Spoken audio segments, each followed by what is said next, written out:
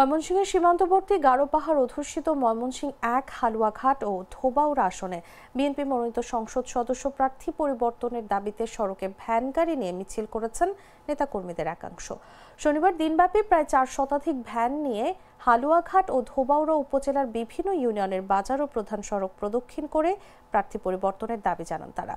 এ সময় বিএনপি মনোনীত প্রার্থী বিএনপির যুগ্ম মহাসচিব সৈয়দ ইমরান সালে প্রিন্সের প্রার্থিতা প্রত্যাহার করে এই আসনে উত্তর জেলা বিএনপির সদস্য ও বিশিষ্ট ব্যবসায়ী সালমান ওমর রুবেলকে মনোনয়ন দেওয়ার দাবি জানানো হয়।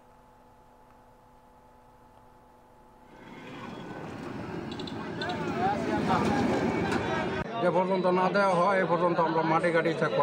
আমরা সাধারণ জনগণ যারা আছি তারা আমরা নেতা হিসেবে সালমান ওমর রুবেলবারই চাই। সালমান ওমর ভাইকে দেওয়া হয়, আমরা এই জন্য মাঠে নামছি। নমিনেশন আমরা পরিবর্তন চাই। রুবেল সাহেব যদি নমিনেশন না পায় তাহলে আমরা জানমালের কোনো নিরাপত্তা নাই, হালুয়াঘাটবাসীর কোনো নিরাপত্তা নাই। আমাদের নেতা সালমান ওমর রুবেল সাহেব প্রতিটি মানুষের ঘরে ঘরে গিয়ে মানুষের অন্তরে জায়গা করে নিয়েছেন। ঠেলাগাড়ি থেকে আরম্ভ করে, কৃষক থেকে আরম্ভ করে, শ্রমিক থেকে আরম্ভ করে সকলের মনে উনি জায়গা।